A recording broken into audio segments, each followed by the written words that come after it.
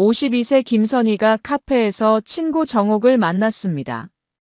정옥은 친구의 얼굴을 보자마자 깜짝 놀랐어요. 선희의 표정이 너무 밝았거든요. 선희야, 너 무슨 좋은 일 있어? 표정이 완전 달라졌는데? 선희는 잠깐 망설이더니 조용히 말했습니다. 정옥아, 남편이 어제 나한테 이혼하자고 했어. 정옥의 커피 잔이 덜컥 소리를 냈어요. 뭐라고? 그런데 너 왜 이렇게 밝아? 선희는 신기한 듯 자신의 손을 바라보며 말했습니다. 나도 모르겠어. 이혼 얘기 듣고 나서 눈물이 났는데 슬퍼서가 아니라 기뻐서 운 것 같아. 정옥은 믿을 수 없다는 표정을 지었어요. 23년 결혼 생활을 끝내자는 말에 기뻐한다니 도대체 선희에게 무슨 일이 있었던 걸까요? 시청 전에 구독과 좋아요 부탁드립니다. 김선희는 52세의 나이에도 여전히 단정한 모습을 유지하고 있었지만 오늘따라 그녀의 표정에는 뭔가 다른 기운이 감돌고 있었어요. 카페에서 마주 앉은 절친 정옥이 걱정스럽게 물었습니다. 선희야, 너 괜찮아? 얼굴이 왜 그래? 선희가 커피 잔을 들었다가 다시 내려놓으며 깊은 한숨을 쉬었어요. 정옥아, 내가 오늘 너한테 할 말이 있어서 불렀어. 정옥은 더욱 심각한 표정을 지었습니다. 뭔데 그렇게 심각해? 설마 몸이 아픈 건 아니지? 선희는 고개를 저으며 잠깐 침묵을 지켰어요.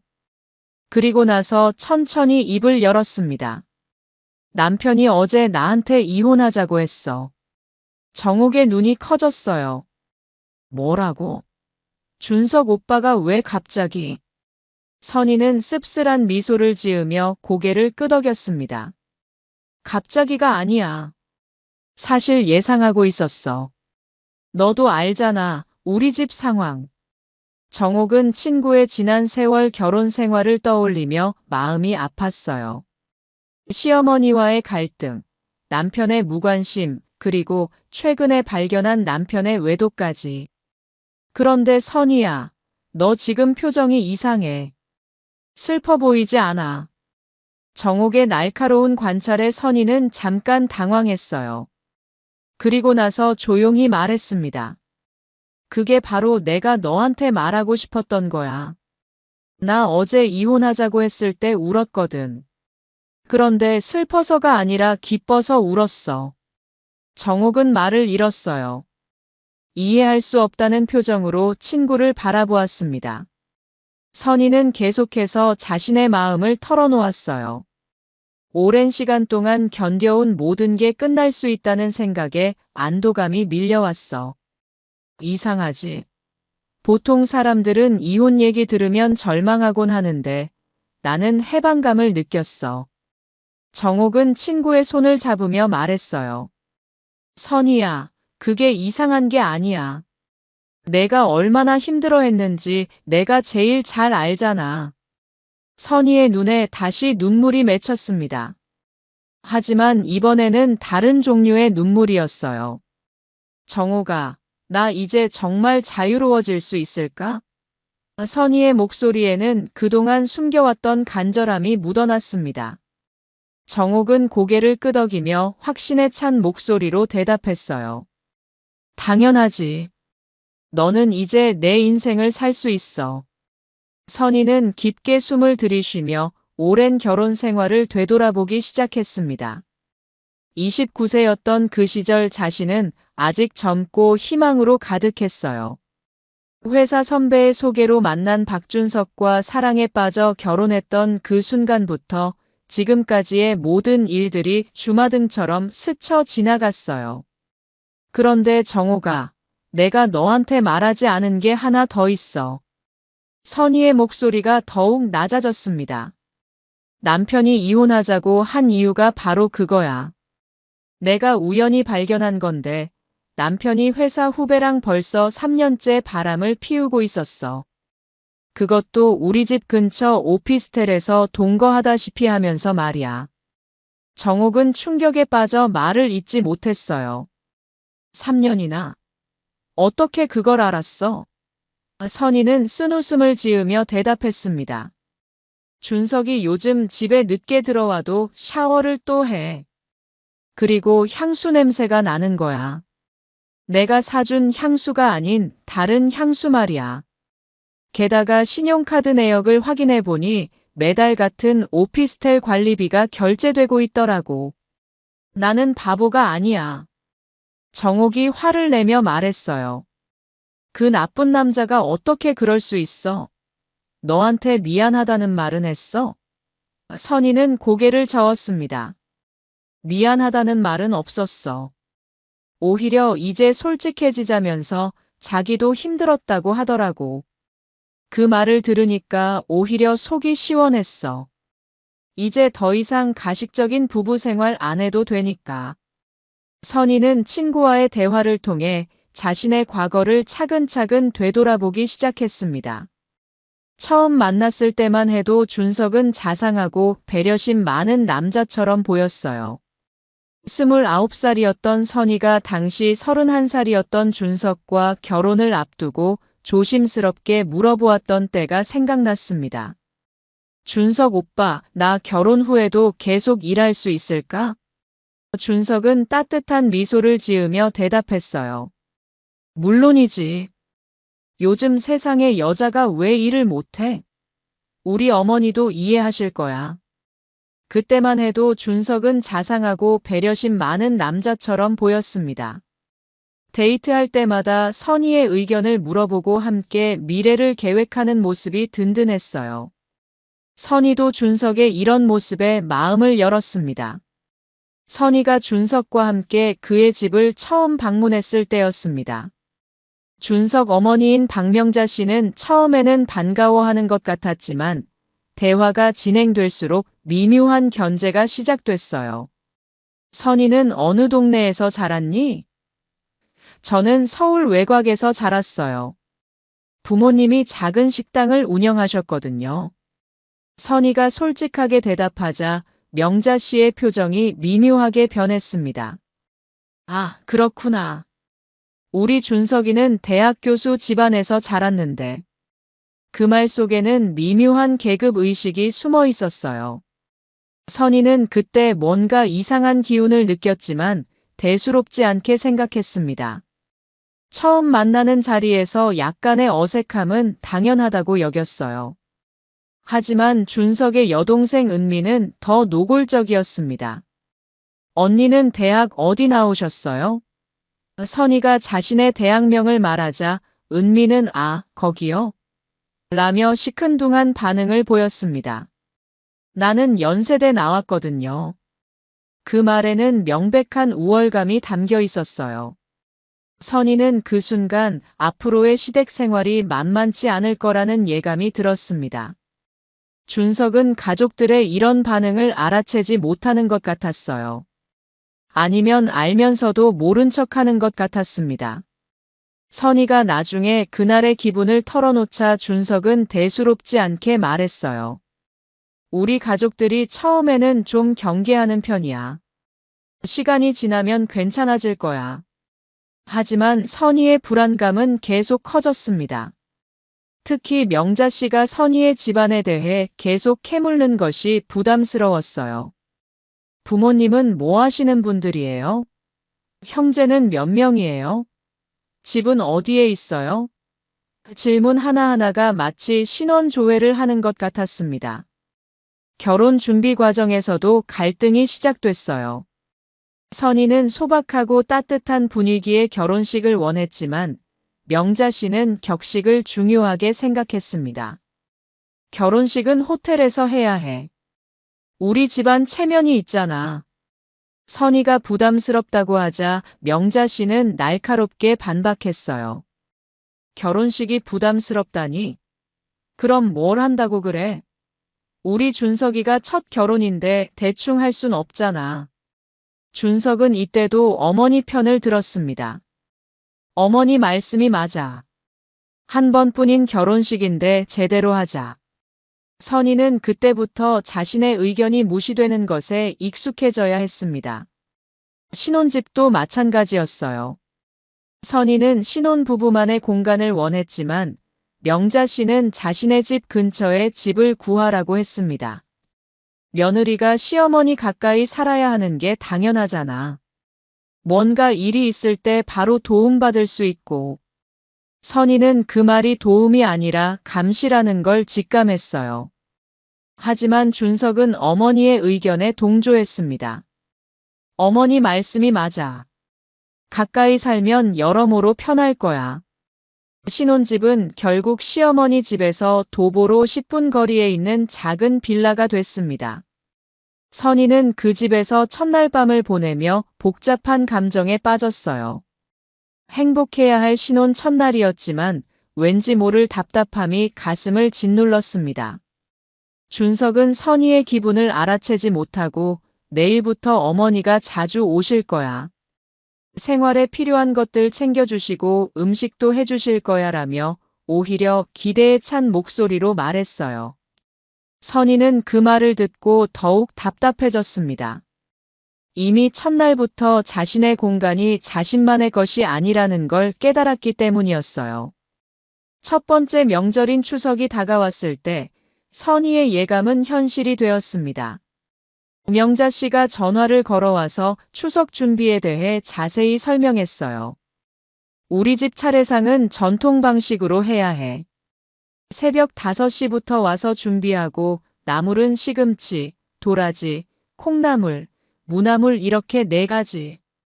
저는 동그랑땡, 생선전, 채소전 이렇게 3가지. 하나하나 정확하게 만들어야 해. 선희는 전화를 받으며 가슴이 답답해졌어요. 신혼 첫 명절이 이렇게 부담스러울 줄은 몰랐습니다. 준석에게 걱정을 털어놓자 그는 별일 아니라는 듯 말했어요. 우리 어머니가 꼼꼼하셔서 그래. 한 번만 따라해보면 금방 익숙해질 거야. 선희는 그때부터 자신이 이 가정에서 어떤 위치에 있는지 깨닫기 시작했습니다. 추석 당일 새벽 5시부터 차례상 준비를 시작한 선희를 보며 명자 씨가 짜증스러운 목소리로 말했어요. 선희야, 이게 뭐야? 선희가 정성스럽게 준비한 나물들을 보며 명자 씨는 고개를 저었습니다. 시금치 나물은 이렇게 하는 게 아니야. 참기름이 너무 많이 들어갔어. 간도 안 맞고. 선희는 당황하며 대답했어요. 죄송해요, 어머니. 다시 할게요. 하지만 명자 씨는 이미 선희가 만든 나물들을 다른 그릇에 옮기고 있었습니다. 됐어. 내가 다시 만들 테니까 너는 다른 거 해. 선희는 서운함을 느꼈지만 참았어요. 처음이니까 서툴 수 있다고 생각했습니다. 그런데 상황은 더 악화됐어요. 선희가 정성스럽게 붙인 동그랑땡을 보며 명자 씨가 혀를 찼습니다. 이것도 안 되겠네. 모양도 들쭉날쭉하고 색깔도 이상해. 우리 집 차례상에는 이런 걸 올릴 수 없어. 선희는 새벽부터 몇 시간째 서서 요리를 하고 있었는데 자신이 만든 음식들이 하나둘씩 제외되는 것을 보며 자존심이 상했습니다. 그런데 더 기가 막힌 것은 은미의 태도였어요. 은미는 거실에서 TV를 보며 편안히 쉬고 있었습니다. 명자 씨가 거실에서 쉬고 있는 은미에게 소리쳤어요. 은미야, 너는 거기서 뭐 하고 있어? 언니 도와줘. 은미는 TV에서 눈을 떼지 않고 대답했습니다. 언니 혼자 잘하고 있는데 뭘 도와요? 언니 고생 많아. 선희는 그 말을 듣고 기가 막혔어요. 새벽부터 홀로 일하는 자신을 보며 고생 많다는 말로 끝내는 은미의 태도가 이해되지 않았습니다. 더욱 황당한 것은 명자 씨가 은미의 이런 태도를 당연하게 받아들인다는 것이었어요. 은미는 아직 결혼 안 했으니까 이런 일 안 해도 돼. 며느리가 하는 게 당연하지. 준석은 아버지와 함께 성묘를 다녀와서 상황을 파악하지 못했어요. 차례를 지내고 난 후 선희는 준석에게 조심스럽게 말했습니다. 여보, 어머니가 내가 만든 음식을 다 다시 만드셨어. 좀 서운했어. 준석은 대수롭지 않게 대답했어요.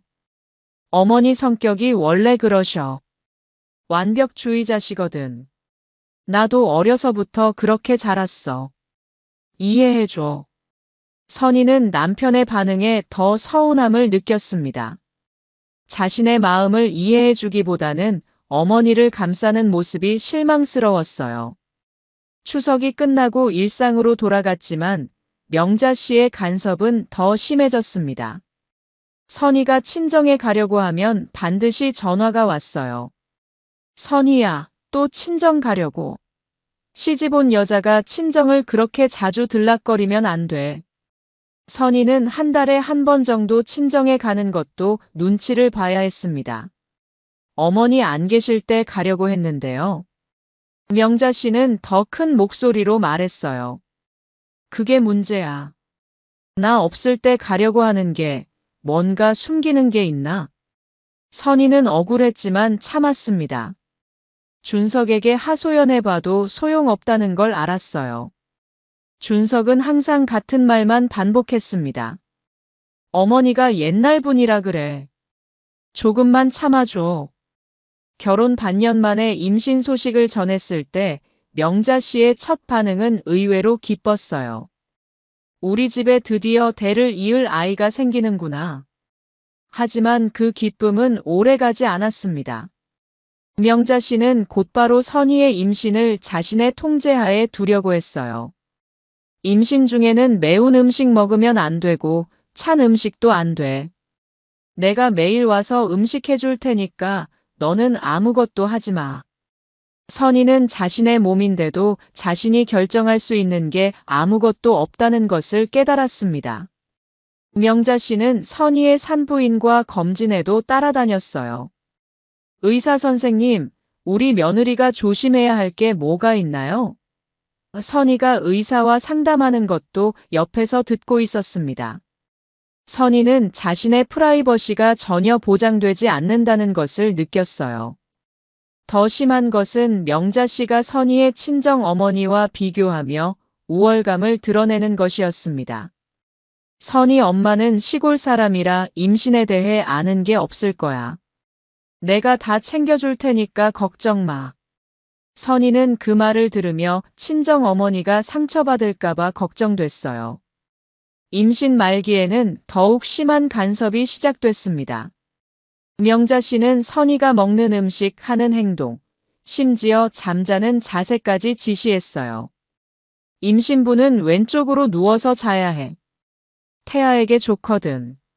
선희는 자신이 임신한 건지 명자 씨가 임신한 건지 헷갈릴 정도였습니다. 준석은 이런 어머니의 간섭을 당연하게 받아들였어요. 어머니가 경험이 많으시니까 조언해 주시는 거야. 고마워해야지. 선희는 남편의 이런 태도에 점점 지쳐갔습니다. 드디어 수진이가 태어났습니다. 선희는 딸을 안고 있을 때 처음으로 진정한 행복을 느꼈어요. 이 아이만은 정말 내 것이구나. 하지만 그 행복도 잠시였습니다. 명자 씨가 병원에 와서 손녀를 보더니 첫마디가 아들이었으면 좋았을 텐데였어요. 선희는 그 말을 듣고 가슴이 철렁했습니다. 갓 태어난 아이를 두고 성별을 아쉬워하다니. 준석은 어머니의 말에 별다른 반응을 보이지 않았어요. 오히려 다음에는 아들 낳으면 되지라며 어머니를 위로했습니다. 선희는 그 순간 자신이 이 집에서 아들을 낳는 도구 취급받고 있다는 것을 깨달았어요. 산후조리 기간에도 명자 씨의 간섭은 계속됐습니다. 선희가 아이에게 젖을 물리려고 하면 젖이 부족해 보이는데 분유를 먹이는 게 나을 것 같다며 개입했어요. 선희는 모유 수유를 원했지만 명자 씨는 분유가 영양이 더 좋다고 주장했습니다. 요즘 분유가 얼마나 과학적으로 만들어지는데 모유보다 낫다니까. 선희는 자신의 육아 방식조차 선택할 수 없다는 것을 깨달았어요. 준석에게 하소연해도 소용없었습니다. 어머니가 경험이 많으시니까 말씀들어. 선희는 점점 자신이 아이의 진짜 엄마가 아닌 것 같은 기분이 들었습니다. 수진이가 조금 자라자 명자 씨의 육아 간섭은 더욱 심해졌어요. 선희가 아이의 기저귀를 갈아주려고 하면 기저귀를 너무 자주 갈아줘. 그러면 예민한 아이가 되라며 제지했습니다. 선희가 아이가 울면 바로 안아주려고 하면 아이가 울 때마다 안아주면 버릇 나빠져. 혼자 울게 놔더라고 했어요. 선희는 자신의 모성 본능조차 억압당하고 있다는 것을 느꼈습니다. 아이를 키우는 모든 순간마다 명자 씨의 지시를 받아야 했어요. 더 심한 것은 은미의 시기 어린 말들이었습니다. 은미는 조카를 보며 언니는 좋겠다. 애 낳아서 집에서 편하게 놀고 나는 직장 다니느라 고생인데 라고 비꼬았어요. 선희는 밤새 아이를 돌보느라 잠을 못 이루면서도 편하게 논다는 소리를 들어야 했습니다. 수진이가 돌을 지나자 명자 씨는 둘째 아이에 대한 압박을 시작했어요. 이제 수진이도 걸어 다니니까 둘째 가져야지. 이번에는 아들이면 좋겠다. 선희는 아직 첫째 아이 기르는 것도 벅찬데 둘째 얘기가 나오자 부담스러웠습니다. 어머니, 아직 수진이가 어린데 조금 더 기다려도 될까요? 명자 씨는 단호하게 말했어요. 나이 차이가 너무 많이 나면 안 좋아. 빨리 낳아야 해. 선희는 자신의 몸과 마음의 준비 상태는 전혀 고려되지 않는다는 것을 깨달았습니다. 그런 와중에 선희의 친정 어머니가 갑자기 쓰러졌어요. 병원에서 급한 연락이 왔을 때 선희는 수진이를 안고 바로 달려갔습니다. 선희의 어머니는 이미 의식을 잃은 상태였어요. 선희는 울음을 터뜨렸습니다. 준석도 회사에서 바로 나와 병원으로 왔지만 선희의 어머니는 이틀 만에 세상을 떠났습니다. 선희는 어머니의 마지막을 지키며 오열했어요. 하지만 장래 문제로 또 다른 갈등이 시작됐습니다. 명자 씨가 전화를 걸어왔어요. 선희야, 요즘 세상에 5일장이 어디 있어? 3일장으로 해. 선희는 믿을 수 없었습니다. 어머니, 저희 어머니 장례인데 3일장으로 하라고 하시는 거예요? 명자 씨는 당연하다는 듯 말했어요. 그게 상식이야. 요즘 직장인들 누가 5일이나 쉬어. 우리 준석도 회사에서 너무 오래 쉬면 안 되잖아. 선희는 준석에게 도움을 요청했습니다. 여보, 어머니 말씀 좀 해줘. 우리 어머니 마지막인데. 하지만 준석은 오히려 명자 씨 편을 들었어요. 어머니 말씀이 맞아도 3일 휴가밖에 안 나와. 선희는 그 순간 정말 절망스러웠습니다. 친정어머니의 죽음 앞에서도 시댁 눈치를 봐야 한다는 현실이 너무 잔혹했어요. 장례식 당일에도 명자 씨는 선희를 압박했습니다. 너무 슬퍼하지 마. 죽은 사람 때문에 산 사람이 아프면 안 되잖아. 그리고 수진이 앞에서 너무 우는 모습 보이지 마. 아이가 무서워해. 선희는 친정어머니의 장례식에서조차 자신의 감정을 억누르고 살아야 했습니다. 준석은 부인의 슬픔보다는 어머니의 기분을 더 신경 쓰는 것 같았어요. 선희는 그날 준석에 대한 마지막 기대마저 접었습니다.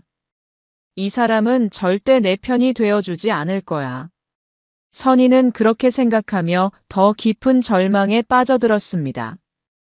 어머니가 돌아가신 후 선희는 정신적으로 매우 힘들어했어요.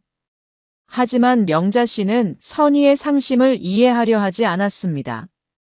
언제까지 그렇게 슬퍼할 거야? 이제 그만하고 정신 차려. 수진이도 있는데. 선희는 어머니의 죽음을 제대로 슬퍼할 시간조차 주어지지 않았어요. 그녀는 점점 자신이 이 집에서 감정을 가진 한 사람이 아니라 그냥 기능만 하는 존재로 취급받고 있다는 것을 깨달았습니다. 명자 씨는 선희의 친정 어머니에 대해서도 거리낌 없이 비하했습니다. 선희 엄마는 시골 출신이라 무식해서 말이야. 교육도 제대로 못 받았을 텐데 어떻게 딸을 그렇게 키웠는지 모르겠어. 선희는 그 말을 듣고 정말 화가 났어요. 어머니, 그런 말씀은 하지 마세요. 저희 어머니도 나름대로 열심히 사셨어요. 명자 씨는 코웃음을 치며 대답했습니다. 열심히 산 게 뭐 대단한 거야? 요즘 세상에 누가 안 열심히 살아? 중요한 건 품격이야, 품격. 선희는 그날 준석에게 심각하게 말했어요. 여보, 어머니가 우리 어머니 욕하시는 거 못 들었어? 준석은 난처한 표정을 지으며 대답했습니다. 우리 어머니가 화가 나셨나 보네. 뭔가 기분 나쁜 일이 있으셨나 봐. 선희는 준석의 이런 반응에 점점 절망감을 느꼈습니다. 남편이 자신을 보호해주지 않는다는 것을 깨달았어요.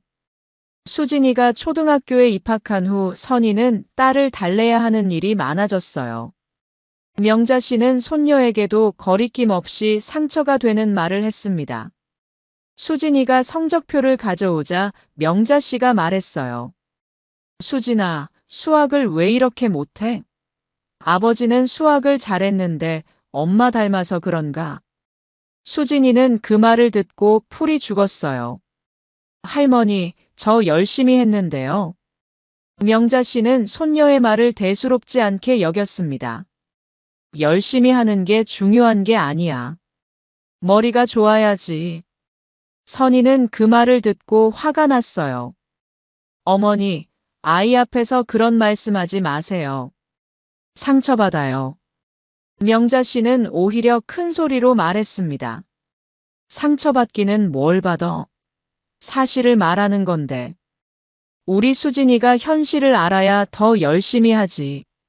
선희는 수진이를 데리고 방으로 들어갔어요. 수진아, 할머니 말씀 신경 쓰지 마. 너는 정말 잘하고 있어. 하지만 수진이는 이미 상처를 받은 것 같았습니다. 엄마, 나 정말 바보예요? 할머니 말이 맞나요? 선희는 딸을 꽉 안아주며 말했어요. 절대 아니야. 너는 엄마의 자랑이야. 할머니는 그냥 옛날 분이라서 그런 말씀하시는 거야. 하지만 선희는 속으로 분노가 치밀어 올랐습니다. 어떻게 아이에게 그런 말을 할 수 있을까? 수진이가 자랄수록 명자 씨의 편견은 더욱 노골적이 됐어요. 은미가 결혼하지 않고 집에서 어머니와 함께 살면서 조카에 대한 시기심도 더 커졌습니다. 언니는 좋겠다. 남편도 있고 딸도 있고. 나는 언제까지 엄마랑 살아야 하나? 선희는 그 말을 들을 때마다 답답했어요. 결혼하고 싶으면 하면 되는 거 아닌가 싶었지만 말하지 못했습니다. 은미는 40이 넘도록 결혼하지 않고 어머니와 함께 살면서 선희를 지속적으로 시기했어요. 언니는 편해서 좋겠어. 나는 엄마 모시느라 고생인데. 선희는 속으로 생각했습니다. 내가 편하다고. 매일 눈치 보면서 사는 게 편하다고. 수진이가 중학교에 올라가자 새로운 문제가 생겼어요. 아이가 사춘기에 접어들면서 할머니의 잔소리에 반발하기 시작한 것이었습니다. 수진이가 친구들과 놀러 나가려고 하자 명자 씨가 말했어요. 요즘 애들은 왜 이렇게 밖에서 놀려고 해? 집에서 공부나 해. 수진이는 짜증을 내며 대답했어요. 할머니, 저도 친구들이 있어요. 가끔 놀러 나가는 게 당연하잖아요. 명자 씨는 그 말을 듣고 화를 냈습니다. 당연하기는 뭐가 당연해? 요즘 애들은 버릇이 없어. 선희는 딸과 시어머니 사이에서 중재하려고 했지만 양쪽 모두 만족시키기 어려웠어요. 특히 수진이의 진로 문제를 놓고 갈등이 심해졌습니다. 수진이는 미술에 관심이 많았는데 명자 씨는 반대했어요. 미술이 뭐 먹고 살 거리야?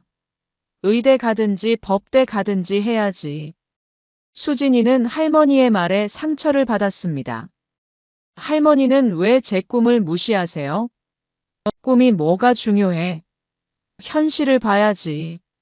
선희는 딸의 편을 들고 싶었지만 시어머니 앞에서 반박하기 어려웠어요. 그래서 나중에 수진이에게 따로 말했습니다. 수진아, 엄마는 내 꿈을 응원해.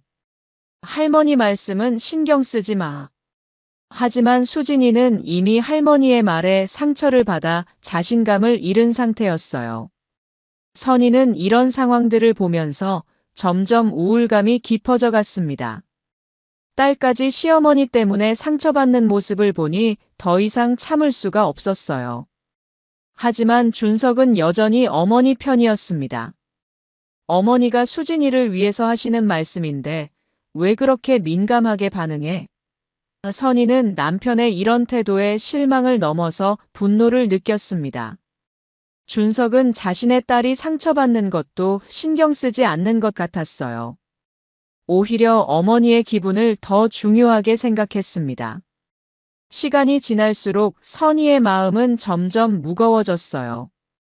친구들과 만나는 것도 줄어들었습니다. 만나면 시댁 이야기만 하게 되는 것 같아서 부담스러웠어요. 정옥이 걱정하며 말했어요. 선희야, 너 요즘 너무 말이 없어. 무슨 일 있어?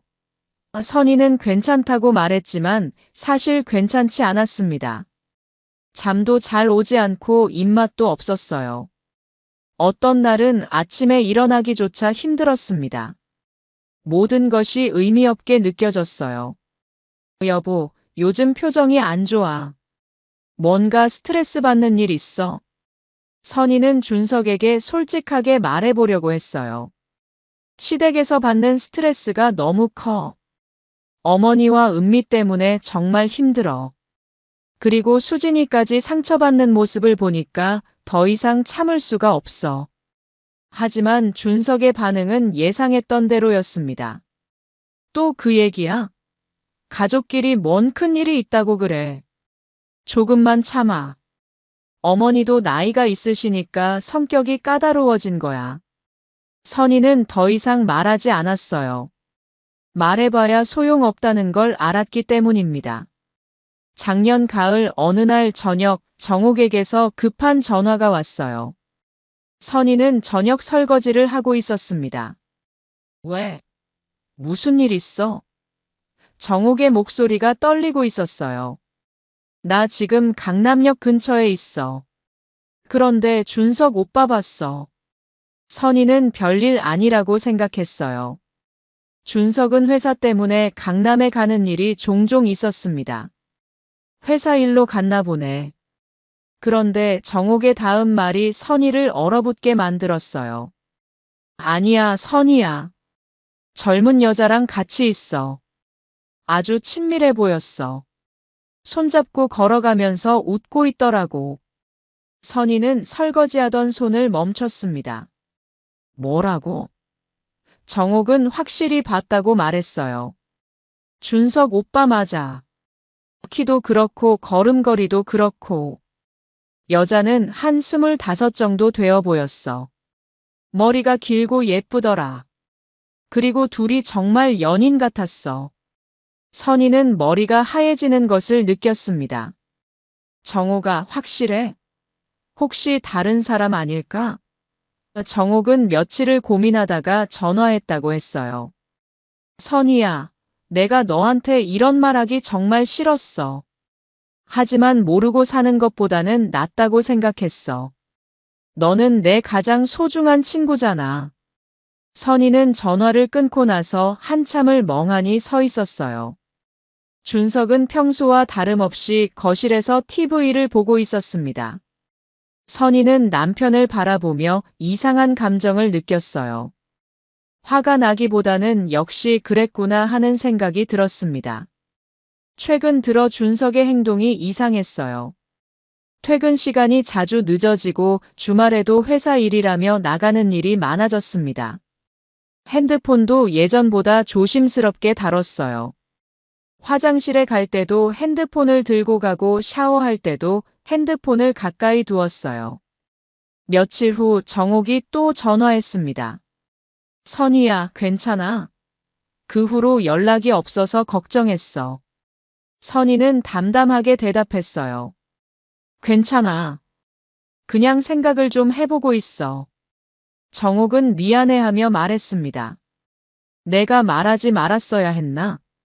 선희는 고개를 저었어요. 아니야. 말해줘서 고마워. 나도 알 권리가 있잖아. 그 후로 선희는 준석을 유심히 관찰했습니다. 준석은 예전과 달리 집에서도 핸드폰을 자주 들여다봤어요. 문자가 오면 서둘러 확인하고 전화가 오면 다른 방으로 가서 받았습니다. 어느 토요일 아침 준석이 말했어요. 여보, 오늘 회사 가봐야 해. 급한 일이 생겼어. 선희는 아무렇지 않게 대답했습니다. 그래요. 조심해서 다녀와요. 하지만 속으로는 확신했어요. 회사가 아닌 다른 곳에 간다는 걸. 선희는 준석의 외도를 확신하게 된 결정적인 사건이 있었습니다. 어느 날 준석이 샤워를 하러 간 사이 핸드폰에 문자가 왔어요. 선희는 우연히 그 문자를 보게 됐습니다. 자기야, 오늘 저녁에 만날 수 있어? 보고 싶어. 선희는 그 문자를 보고 충격을 받았어요. 발신자는 유진이라는 이름이었습니다. 선희는 그 이름을 처음 봤어요. 준석이 샤워를 끝내고 나오자 선희는 아무렇지 않게 행동했습니다. 하지만 속으로는 모든 것이 확실해졌어요. 그날 밤 선희는 잠을 이루지 못했어요. 준석의 외도가 확실해진 지금 자신이 어떻게 해야 할지 모르겠었습니다. 화가 나기보다는 오히려 마음이 편해지는 기분이었어요. 이제 더 이상 이 결혼 생활에 매달릴 이유가 없어졌습니다. 오히려 당당하게 끝낼 수 있는 명분이 생겼어요. 선희는 이상하게도 안도감을 느꼈습니다. 드디어 이 긴 악몽이 끝날 수 있겠구나. 그런 생각이 들었어요. 사실 선희는 준석의 외도를 알기 전부터 이미 그 결혼 생활에서 마음이 떠나 있었어요. 시어머니의 끊임없는 간섭, 남편의 무관심, 그리고 자신을 잃어가는 느낌. 선희야, 우리 얘기 좀 하자. 어느 날 저녁 준석이 심각한 표정으로 말했습니다. 수진이는 방에서 숙제를 하고 있었어요. 선희는 준석의 표정을 보고 무슨 말을 할지 짐작했습니다. 뭔 얘기인데? 준석은 잠깐 머뭇거리다가 입을 열었어요. 우리 이혼하자. 선희는 예상했던 말이었지만 실제로 들으니 가슴이 두근거렸습니다. 갑자기 무슨 소리예요? 준석은 어색한 표정을 지으며 말했어요. 갑자기가 아니야. 우리 서로 힘들잖아. 이제 수진이도 다 컸고 각자 살아가는 게 나을 것 같아. 준석은 계속해서 말했습니다. 재산 분할도 내가 원하는 대로 해줄게. 아파트도 내 명의로 해주고 위자료도 줄게. 선희는 그 말을 듣고 오히려 당황했어요. 준석이 이렇게 후하게 나올 줄은 몰랐습니다. 아마 죄책감 때문일 거였어요. 선희는 잠깐 생각에 잠겼습니다. 그리고 이상한 감정이 밀려왔어요. 슬프거나 분노하는 대신 안도감이 느껴졌어요. 정말로? 선희가 조용히 물어보자 준석은 고개를 끄덕였습니다. 응. 정말로. 우리 더 이상 서로를 힘들게 하지 말자. 선희는 그 순간 눈물이 났어요. 하지만 슬픔의 눈물이 아니었습니다. 오랜 시간 짊어져온 무거운 짐이 내려지는 것 같은 해방감 때문이었어요. 왜 울어? 준석이 당황하며 물었습니다. 그때 선희는 갑자기 일어나서 지갑을 가져왔어요. 그리고 그 안에서 돈을 꺼내어 준석의 얼굴에 집어던졌습니다. 좋아요. 정말 좋아요. 이혼하죠. 준석은 깜짝 놀라며 일어섰어요. 선희야, 너 뭐 하는 거야? 하지만 선희는 환하게 웃고 있었습니다. 당신이 그 유진이라는 여자와 행복하게 사세요. 23년 동안 참고 살았는데 드디어 해방이네요. 고마워요, 진짜로. 준석은 자신의 외도가 들킨 것을 깨닫고 당황했어요. 그걸 어떻게? 선희는 웃음을 멈추지 않았습니다. 어떻게 알았냐고요? 3년 동안 바람 피우면서 들키지 않을 거라고 생각했어요? 오피스텔 관리비까지 카드로 결제하면서. 준석은 할 말을 잃었습니다. 정말 고마워요. 덕분에 당당하게 이 지옥에서 나갈 수 있게 됐네요. 그날 밤 선희는 오랜만에 푹 잠들었습니다. 마치 오랜 악몽에서 깨어난 것처럼 개운했어요. 다음 날 아침 수진이에게 말해야 했습니다. 수진아, 엄마 아빠가 너한테 할 말이 있어. 수진이는 부모의 심각한 표정을 보고 무슨 일인지 눈치챘어요. 혹시 이혼하시는 거예요? 선희는 놀랐습니다. 어떻게 알았어? 수진이는 담담하게 대답했어요. 엄마 아빠가 요즘 대화도 안 하고 아빠는 집에 늦게 들어오시고 분위기가 이상했어요. 다 느꼈어요. 준석이 미안하다는 표정으로 말했어요. 수진아, 아빠가 미안하다. 수진이는 오히려 부모를 위로했습니다. 괜찮아요. 엄마 아빠가 행복하시면 저도 괜찮아요. 그런데 저는 엄마랑 같이 살 거예요. 선희는 딸의 성숙함에 감동했어요. 그리고 동시에 안도했습니다. 수진이가 이해해준다니 정말 다행이었어요. 수진이는 또 말했습니다. 사실 저도 할머니 때문에 스트레스였어요. 할머니가 저한테 하시는 말들이 정말 상처였거든요. 이제 할머니 눈치 안 보고 살 수 있어서 저도 좋아요. 선희는 딸의 말을 듣고 마음이 아팠어요. 수진이도 그동안 할머니 때문에 힘들어했구나. 선희는 딸을 꽉 안아주며 말했어요. 수진아, 미안해. 엄마가 너를 더 보호해줬어야 했는데. 수진이는 고개를 저었습니다. 엄마가 가장 힘드셨을 거예요.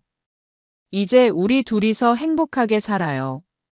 명자 씨에게 이혼 소식을 전했을 때 반응은 예상했던 대로였어요.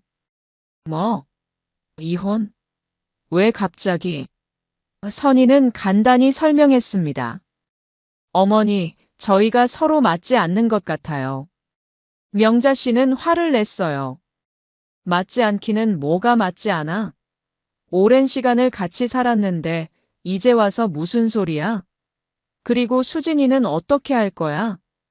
선희는 담담하게 대답했습니다.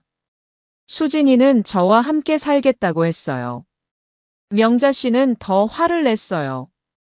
그럼 우리 손녀를 언제 보라고 그래? 다 키워줬더니 이혼한다고. 선희는 이제 더 이상 명자 씨의 말에 상처받지 않았습니다. 이제 곧 자유로워질 거라는 생각에 모든 게 견딜만 했어요. 은미도 예상대로 반응했습니다. 언니가 우리 집을 떠나면 수진이는 어떻게 되는 거야? 우리가 키워야 하는 거 아니야? 선희는 단호하게 말했어요. 수진이는 제가 키울 거예요.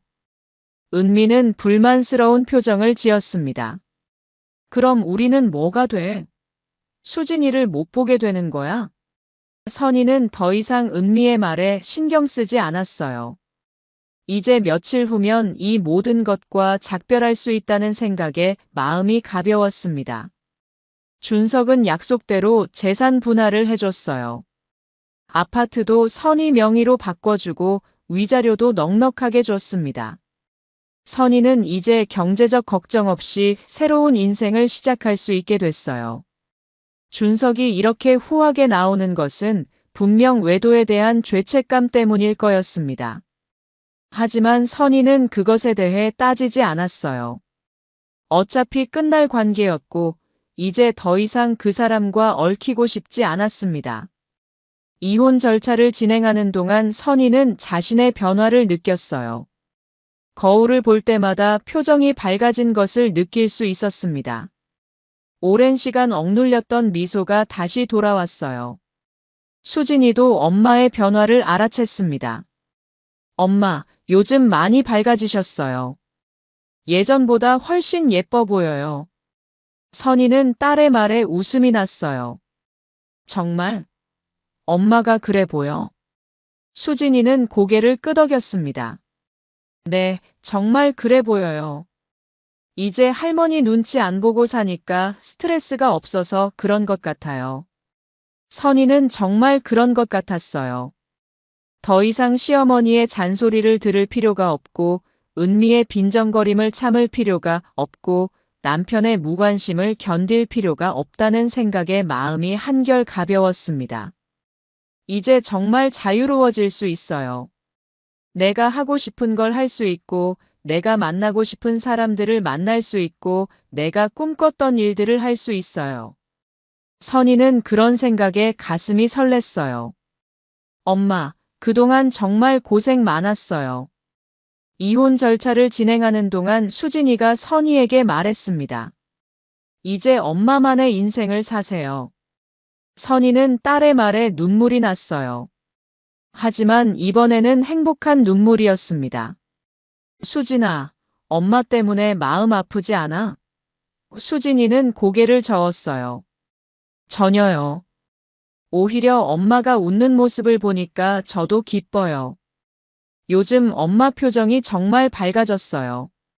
할머니 집에 갈 때마다 우울해하시던 엄마가 이제는 없어요. 선희는 정말 그런 것 같았어요. 거울을 볼 때마다 자신의 표정이 예전과 달라진 걸 느꼈습니다. 오랜 시간 잃어버렸던 본래의 자신을 되찾은 것 같았어요. 이혼 소식을 들은 정옥은 선희를 만나러 왔어요. 선희야, 정말 괜찮아? 정옥은 걱정스러운 표정으로 물었습니다. 선희는 환한 미소를 지으며 대답했어요. 괜찮은 정도가 아니라 정말 좋아. 정옥은 친구의 변화에 놀랐어요. 정말 슬프지 않아? 선희는 고개를 저었습니다. 슬프기는커녕 해방감이 느껴져. 오랜 시간 만에 진짜 내 인생을 살 수 있을 것 같아. 이혼 절차는 생각보다 순조롭게 진행됐어요. 준석이 약속한 대로 재산 분할을 해줬고 아파트도 선희 명의로 바꿨습니다. 위자료까지 받게 됐어요.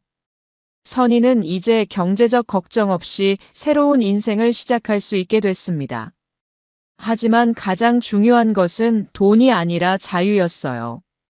더 이상 누구의 눈치를 보지 않아도 된다는 것. 내가 하고 싶은 일을 할 수 있다는 것이 가장 큰 선물이었습니다. 정옥이 물었어요. 이제 뭐 하고 싶어? 선희는 이미 계획을 세워놓고 있었습니다. 작은 카페를 열고 싶어. 예전부터 꿈꿨던 거야. 그동안 시댁 때문에 못했지만 이제는 할 수 있어. 그리고 여행도 가고 싶고 취미 생활도 하고 싶어. 그동안 못해본 모든 걸 다 해보고 싶어. 정옥은 박수를 쳤어요. 정말 좋은 생각이야. 나도 자주 갈게. 선희는 친구의 응원에 힘이 났습니다. 선희는 카페 운영에 대해 공부하기 시작했어요. 바리스타 자격증도 준비하고 창업에 대한 책도 읽었습니다. 오랜만에 뭔가에 열정을 느끼는 자신을 발견했어요. 공부하는 것이 이렇게 즐거울 줄 몰랐습니다. 그동안 시댁 일로 정신이 없어서 자신을 위한 시간을 가져본 적이 없었는데 이제는 온전히 자신을 위한 시간을 가질 수 있었어요. 수진이는 엄마의 새로운 도전을 적극적으로 응원했습니다. 엄마, 카페 이름 뭐로 할 거예요? 선희는 생각해보다가 대답했어요. 자유라는 뜻의 이름으로 하고 싶어. 아니면 새로운 시작이라는 의미의 이름으로. 수진이는 좋은 아이디어라고 말했어요. 정말 엄마답네요. 저도 친구들 데리고 갈게요. 선희는 딸의 말에 웃음이 났습니다. 그래, 많이 와라. 엄마가 맛있는 커피 만들어 줄게. 정옥과 다른 친구들도 선희의 변화를 반겼어요. 이제 진짜 선희를 만날 수 있겠네요. 그동안 너무 억눌려 있었어. 선희는 친구들의 말에 공감했습니다. 정말 오랫동안 자신을 잃고 살았다는 걸 깨달았어요. 이제 전혀 늦지 않았다고 생각해요. 오히려 이제부터가 진짜 제 인생의 시작이라고 생각해요. 선희는 친구들 앞에서 당당하게 말했습니다. 새로운 집에서의 생활도 시작됐어요. 수진이와 단둘이 사는 집은 아늑하고 평화로웠습니다. 아침에 일어나서 시어머니 눈치를 볼 필요가 없고 저녁에 남편이 언제 들어올지 걱정할 필요가 없었어요. 수진이와 함께 저녁을 먹으며 하루 있었던 일들을 자연스럽게 나누는 것이 이렇게 행복할 줄 몰랐습니다. 엄마, 이제 정말 좋은 것 같아요. 집 분위기도 밝아지고 엄마도 많이 웃으시고. 수진이의 말에 선희는 고개를 끄덕였어요. 그렇지? 엄마도 그런 것 같아. 선희는 앞으로의 계획을 세우며 설렜습니다. 카페도 열고 취미 생활도 하고 친구들과 여행도 가고 싶었어요. 그동안 못 해본 모든 걸 다 해보고 싶었습니다.